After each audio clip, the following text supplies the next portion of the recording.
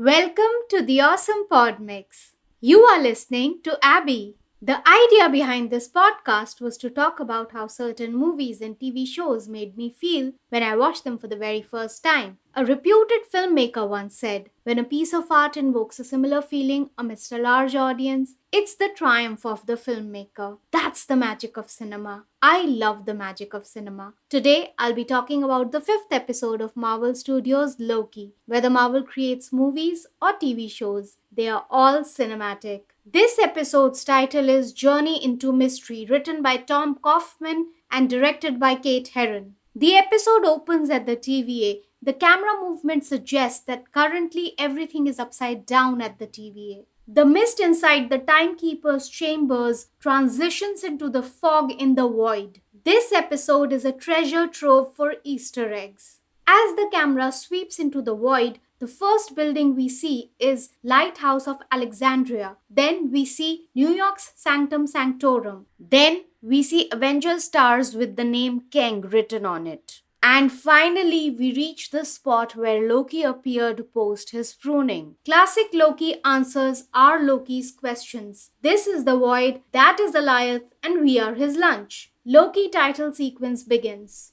At the TVA, Sylvie orders Renslayer to give her the tempad. Sylvie questions who's behind the TVA, but Renslayer says she's as much in the dark as Sylvie is. Sylvie kicks and deliberately hurts Renslayer. Sylvie asks, how does it feel to have your reality destroyed? Sylvie and Renslayer are in the time court from where Sylvie had escaped as a child. The idea of Sylvie killing Renslayer here would definitely be poetic justice. Renslayer reveals, what if I said Loki is not dead?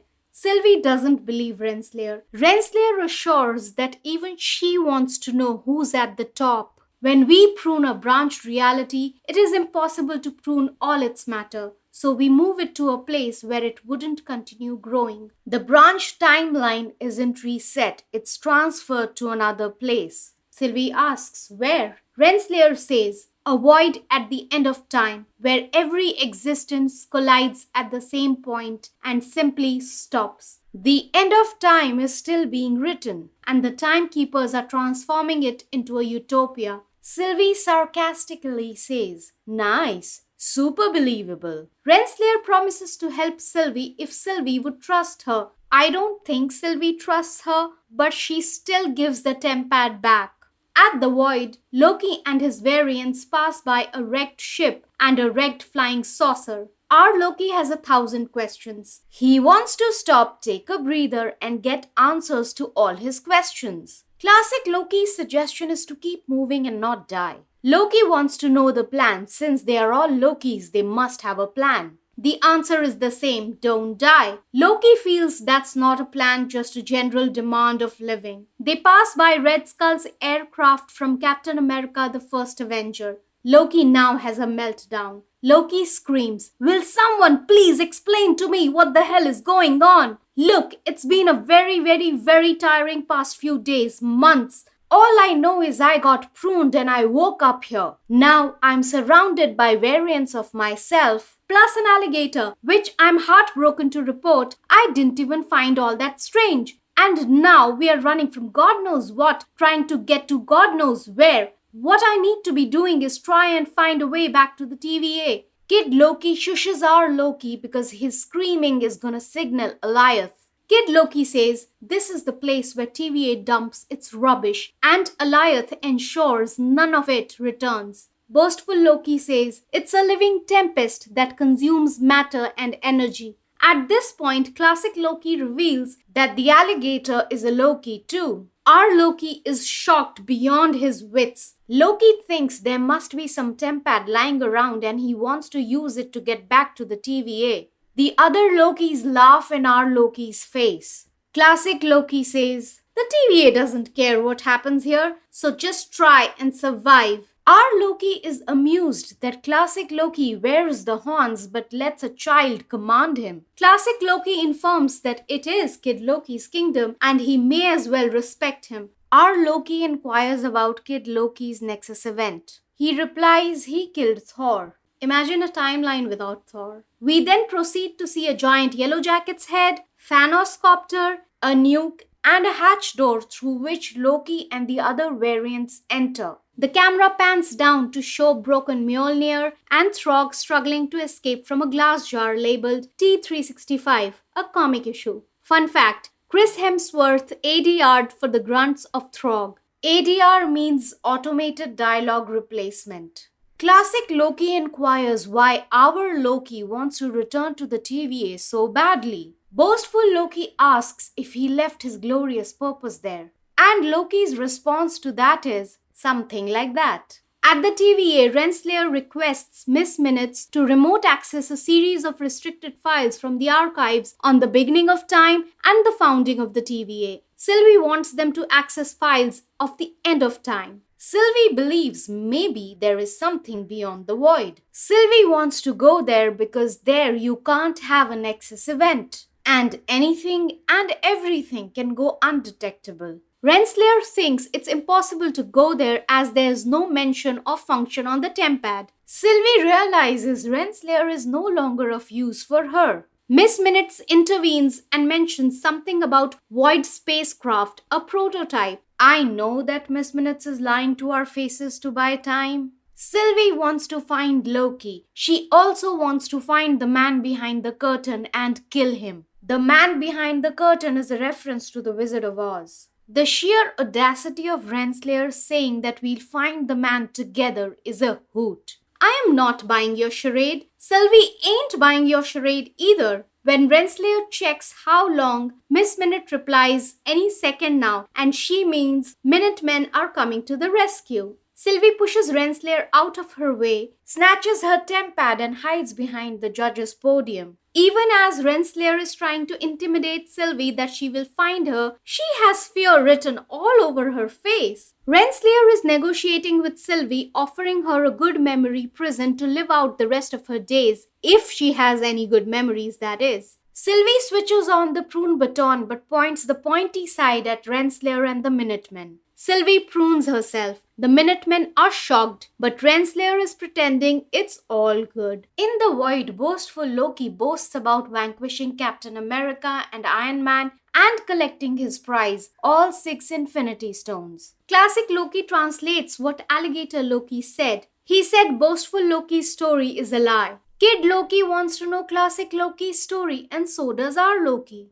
Our Loki seeks confirmation if they were supposed to die at the hands of Thanos post-Ragnarok. Classic Loki confirms that everything was right until Thanos attacked their ship. Our Loki checks if Classic Loki also tried to stab Thanos with his dagger. Classic Loki's answer is no. Blades are worthless in face of Loki's sorcery. Instead, he cast a projection so real, even the Mad Titan believed it. He then hid as inanimate debris, a theory Eric Voss of the New Rock Stars pitched when Infinity War had released. Classic Loki hid on a remote planet in isolation, and after a long period of time, he started to miss his brother Thor, which is just so sweet. Our Loki has big plans. He wants to take a chance on himself and try and return to the TVA. He tells the other Loki variants how he found a woman variant of himself. She wants to take down the TVA and he wants to help her. As all the Lokis in the void have mentioned that Alioth is a living being. Living beings can die and our Loki's plan is to kill it. He will take all the help that he can get.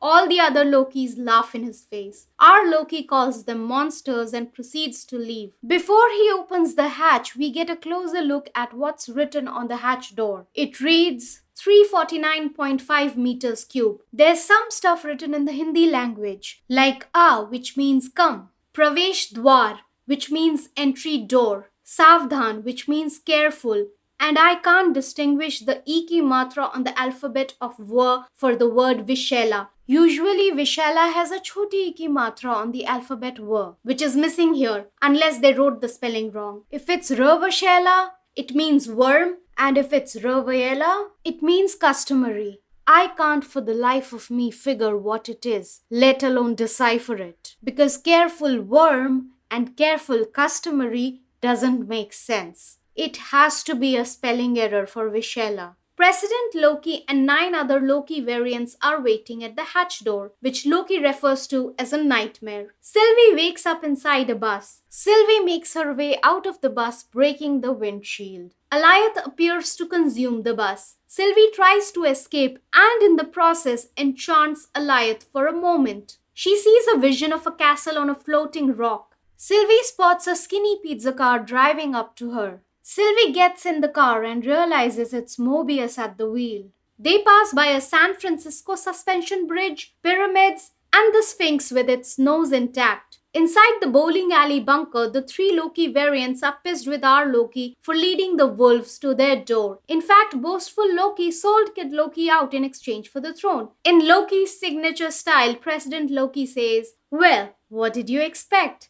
Alligator Loki chops off President Loki's right hand. President Loki's scream creates a diversion for our Loki, Classic Loki, Kid Loki, and Alligator Loki to escape. Classic Loki creates duplicates of themselves, and now it's a free-for-all fight between the various Lokis. I was so not a fan of this scene. I mean, you brought in various Lokis and you made a mockery of it. I can't even. Classic Loki is appalled at all of the Lokis' behavior. They can never change. And Kid Loki says, when they do, the TVA prunes them to the void. Now I am doubting if Kid Loki really killed Thor. He just said if you try to change, the TVA gets you. Maybe he didn't kill Thor. Maybe he did try to change and that's when the TVA got to him. This is why Loki wants to help Sylvie take down the TVA. Classic Loki and Kid Loki check with our Loki if he trusts the woman variant. He says she is the only one he trusts. Classic Loki and Kid Loki agree to help our Loki. Mobius feels miserable because he thought they were the good guys. Sylvie sarcastically comments, annihilating entire realities, orphaning little girls, classic hero stuff. Mobius thought his end justified his means. He apologizes to Sylvie for hunting her like a dog. Sylvie thinks Alioth got our Loki. She wants to return to Alioth because it is the key to finding the man behind the curtain. As Mobius turns the pizza car, a portal drops something that was just pruned. Our Loki and the other variants are walking toward Alioth. Just then the US Eldridge is dropped. Right on cue, Alioth proceeds to devour it. Loki is unsure of his plan now. He's rethinking what to do. All the 3 Lokis turn away. Kid Loki spots the pizza car. Classic Loki points out that it's traveling along the horizon. Our Loki now spots Sylvie. He rushes to meet her. He's surprised to see Mobius. Sylvie laughs at our Loki's plan to kill Alioth. Sylvie reveals she's going to enchant it because the man behind the curtain is beyond the void at the end of time and Alioth is their guard dog. Loki is shocked out of his wits that everyone, including Mobius, is on board with Sylvie's plan. At the TVA, Renslayer visits Hunter B-15, who's kept in a red laser prison. Renslayer wants to know Sylvie's motivation. Hunter B-15 reveals it's revenge. Renslayer seems unfazed by the fact that the TVA lied to them and the timekeepers are fake. Renslayer doesn't want to protect them, she wants to find them. B-15 taunts Renslayer. You won't be able to find them. Not before she does. You only want it, but she needs it. Renslayer summons Miss Minutes from the Tempad. She wants the files from the beginning of the time and whoever founded the TVA because they are in danger and she is trying to protect them. Miss Minutes is so sneaky that she's just playing along despite knowing everything, but she is not revealing a damn thing. In the void, Mobius can't recall if he ever arrested an Alligator Loki. It's always the long con, the game within the game, which he respects. Kid Loki asks what Mobius would do when he returns to the TVA. Mobius wants to tell people the truth. It's hard for Classic Loki to fathom that Mobius is willing to turn on the very thing he devoted his life to. Mobius says it's never too late to change. This makes Classic Loki introspect. Sylvie and Loki are sitting outside near the car. Sylvie approves of Mobius because he cares about our Loki. Loki feels the chills. He conjures up a blanket but selfishly only for himself. Loki suggests that he could conjure one for her if she would like. Sylvie says Sylvie says he could conjure her a new outfit as this is very uncomfortable. Is she suggesting what I think she's suggesting? Apart from the fact that superhero costumes are very, very uncomfortable. They discuss Mobius' theory of the Nexus event on Lamentus and call it rubbish and a TVA lie. I get that they are awkward and haven't done this relationship thing before. I am not a fan of this scene because the lead-in is so random. And I wish it was written in a way where one thing led to another. Something that had more of a connective tissue. Sylvie is hesitant to trust our Loki because she isn't sure if Loki won't betray her in the final moments. Loki assures Sylvie that he may have betrayed the people he loved in the past, but he is not the same person anymore. He won't let her down. Anyone who says this eventually lets the other person down. So be careful out there. Neither of them know what they would do after all of this is over. Loki and Sylvie decide probably they can figure it out together. The time is nigh. Everyone is standing near a Dark Esther Ronan's ship from Guardians of the Galaxy as Alioth approaches. Sylvie gives her tempad to Loki to leave with Mobius. Loki decides to stay. Loki says, "You go, I go." It is reminiscent of Titanic's iconic dialogue, "You jump, I jump," which is one of Kate Herron's favorite films. Loki passes on the tempad to Mobius. Mobius checks if other Loki variants want to tag along. They refuse the offer. Kid Loki gives his Leviton sword to our Loki because it would come in handy. Classic Loki and Kid Loki wish them good luck and bid goodbye. Mobius opens a time door portal back to the TVA. Loki inquires what Mobius would do after returning to the TVA. And Mobius' answer is, burn it to the ground. Something Loki said in the first episode. Mobius thanks Loki for the spark. Mobius extends his arm for a handshake, but Loki hugs him instead. Loki says, "Thank you, my friend." Mobius says to Sylvie, "You're my favorite." We now proceed to see the heads of the living tribunal lying on the ground and later Hydra's helicarrier. Loki and Sylvie wait for a branched timeline to drop, but when that doesn't happen, Loki takes it upon himself to distract Alioth. Loki runs for a bit and challenges Alioth to come and get him. Sylvie tries to enchant it but is unable to hold it for long. Loki tries his best to distract Alioth, but it's on its way to devour Sylvie. Just when all hope is lost, classic Loki conjures up entire Asgard from memory to distract Alioth and give a chance to Sylvie and Loki to enchant it. Sylvie holds Loki's hand and suggests they are going to enchant it together because they are the same. Classic Loki can't hold the illusion any longer. He sacrifices himself in the process, yelling, "Glorious purpose!" The weird thing is that he starts disintegrating before Alioth devours him. Maybe he is not entirely dead, but his sacrifice would be worthless if that's the case. We just see a charred classic Loki's helmet lying on the ground. Loki and Sylvie successfully enchant Alioth. Sylvie asks Loki to open his eyes. The smoke clears and we see the same castle on the floating rock that Sylvie saw in her vision. Loki and Sylvie walk toward it. What next? Whatever it may be, you can listen to the Awesome Pod Mix and subscribe to it on Apple Podcasts, Spotify, Amazon Music, and Google Podcasts. If you like what I am doing, I'll soon be launching the Awesome Pod Mix page on Patreon and you can support me there.